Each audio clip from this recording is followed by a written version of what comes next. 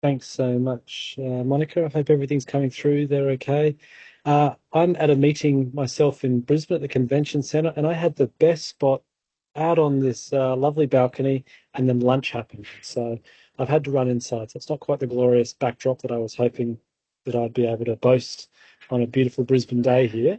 But thank you very much, Monica, and the committee for allowing me to present to you on this topic, which I think is really important. Of course, something I'm very interested in. So, optimizing antifungal therapy with a focus on dosing, of course, in immunocompromised ICU patients.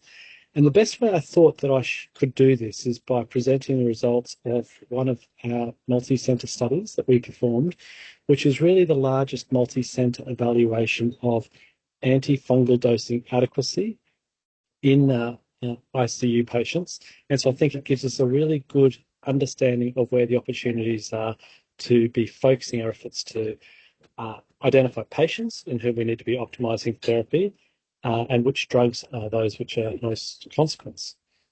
Of course, quality of dosing is important. We can choose a drug which we think has in vitro susceptibility and assume that it's going to be maximally effective. But more often than not, what we find is that there are interpatient differences in how the drug is handled, which means that we don't always get those concentrations of drug that we actually seek. And that means that those drugs won't be as effective as they can be. And so achieving a target drug exposure, which is associated with maximal pharmacological effects, of course, it's also being safe and tolerable is something which we are very much aiming to do. And there's a really good body of literature that I'm sure a lot of you are aware of that shows that achieving these kind of exposures are associated with improved patient outcomes. ICU patients, though, they're a difficult beast in some ways, and I mean that with all due respect. And we see this with other patient groups in the hospital as well, particularly in cancer and transplant areas. And a lot of that is because their pharmacokinetics changes in a way which means that the drug concentrations aren't what we would anticipate to be the case based on what has been published during the dose finding studies that are done in drug development. This, of course, means that we don't necessarily see the same consistency of achievement of effective drug concentrations. And so these post-marketing pharmacokinetic studies to understand more about these drugs becomes really important. And so that's what the SAFE-ICU study was geared towards. Now, it was built upon a point prevalence pharmacokinetic study, which was performed way back in 2010, which actually focused on a very broad range of anti-infectives, including antibacterials and antifungals, called the DALI study. This was performed in 68 intensive care units, 12 European countries, over 450 patients. But because it was a point prevalence study, it meant that the number of patients receiving a fungal drug to study was quite low. What we could see across this sparse data was that there was a number of those patients which had low drug exposures. Now, because the numbers were low, it didn't necessarily think that data was generalizable, but it certainly gave us enough impetus to want to explore this further. And so that's why we designed this study called the SAFE-ICU study. SAFE stands for screening antifungal exposure. Exposure, another word for concentration, of course, in intensive care units. And our aim was to determine whether contemporary antifungal dosing achieves therapeutic exposures associated with optimal outcomes in critically ill patients. So this was not a point prevalence pharmacokinetic study. It was performed over a number of months as a prospective open-label multi-center pharmacokinetic study, whereby patients with a clinical indication for any one of these antifungals that you can see here were eligible for participation if they were, of course, critically ill because it occurred in intensive care units, and if we're looking specifically at adult patients as well. Sampling from a pharmacokinetic perspective, blood sampling occurred on at least two different occasions. Firstly, occasion one, which was defined between days 1 and 3. And for a lot of drugs, this would be a stage whereby it hasn't reached pharmacokinetic steady state. And then on occasion 2 as well, which would be more likely to be a scenario whereby pharmacokinetic steady state had been achieved. Sampling during each of those dosing intervals was performed as 3 separate samples, whereby essentially we're just trying to, with as feasible a sampling regimen, describe as much of the pharmacokinetic concentration time profile as possible, because some of these drugs have a PK/PD index, which is defined by the area under the curve. And so having more than just one sampling point is important to be able to describe with some accuracy what that area of the curve would be. So that's why we took 3 different blood samples. The samples were all sent from the participating sites to our laboratory in Brisbane, Australia. To analyse the data, we just used a non-compartmental approach using a program called WinNonLin, which is something which is really commonly used in regulatory studies. So it's something which is an accepted software and methodology.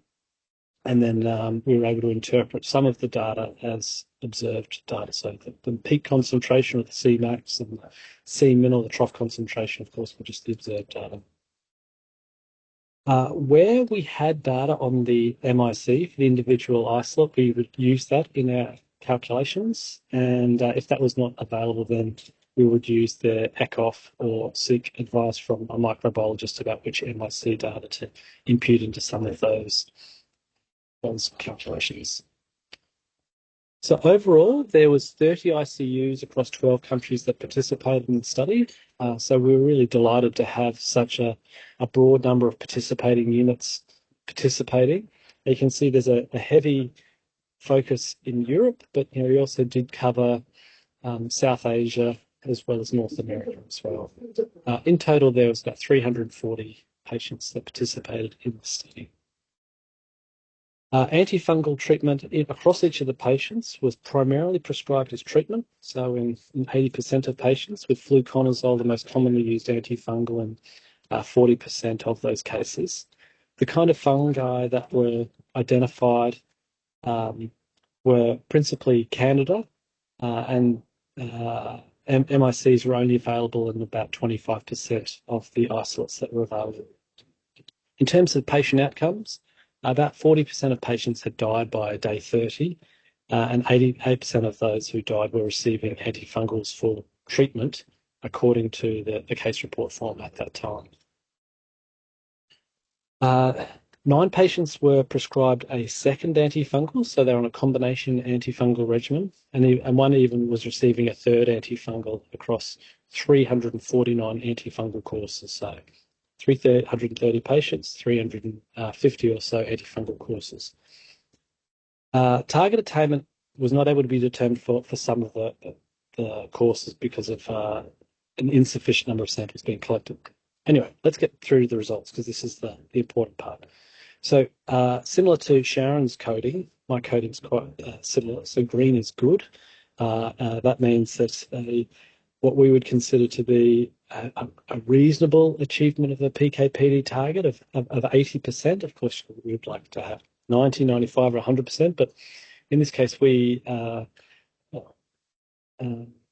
pre-specified 80% to be associated with a reasonable target attainment. Orange was anything from 50 to 79% target attainment for a drug, and then anything less than 50% was considered to be low target attainment. You can see that for fluconazole, in this graphic here, we've got another slide to follow, which lists the different antifungals down the left-hand column. The PK/PD target is specified in both in terms of treatment and prophylaxis, because these can be different, of course, for some agents, with fluconazole being a really good exemplar of this, whereby the treatment target is different to the prophylaxis target.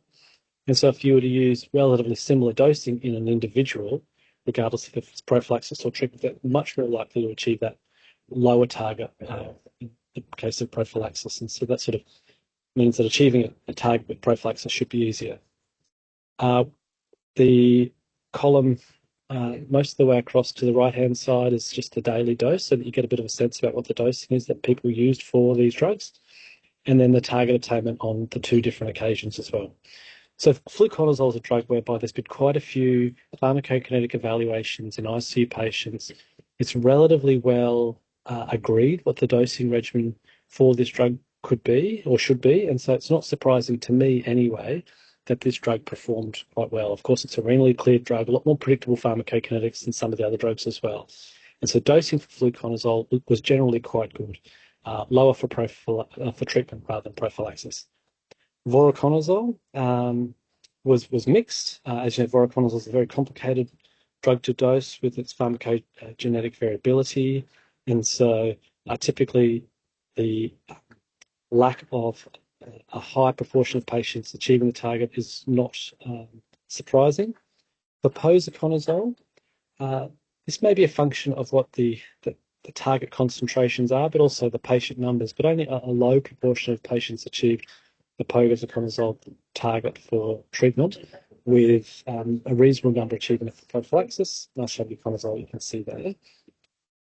For the echinocandins that were studied, anidulafungin didn't perform quite as well as caspofungin did, but so that's just something which is worthwhile noting there. You can see that some of that may have to do with the very specific PK/PD targets which have been specified, not always from clinical studies, sometimes from laboratory-based studies.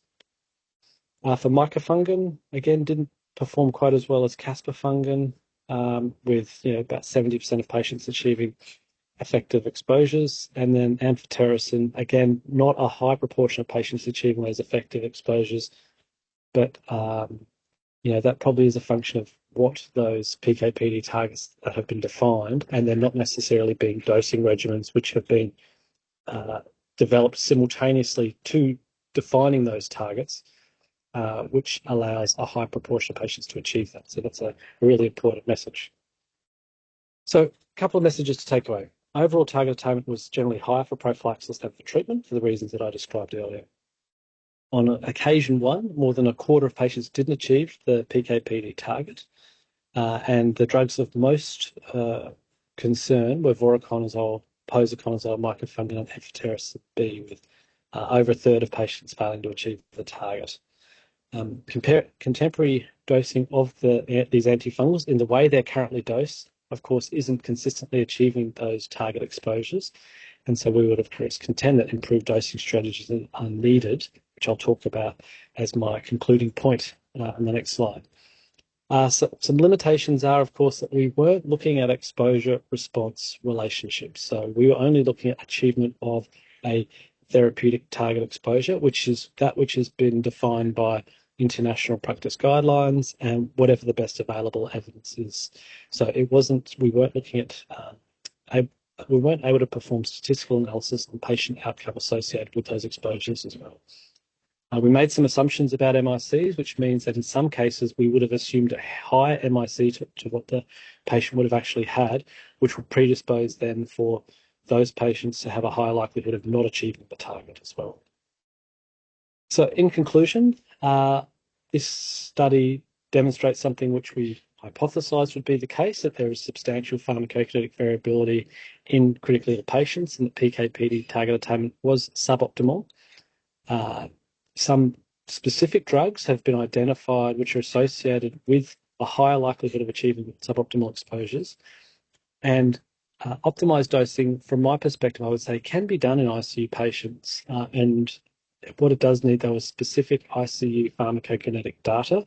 And I highlight the case of fluconazole, where there have been a lot of studies on this, and they have been adopted into international practice guidelines. I think that has meant that we do see more consistent target time with that, but also use of therapeutic drug monitoring, which many of you will know is broadly but not universally available, and certainly not in a timely manner, but that's certainly something which can also help improve the achievement of therapeutic exposures as well. So plenty of work to do in this area, and it was a pleasure to share that with you.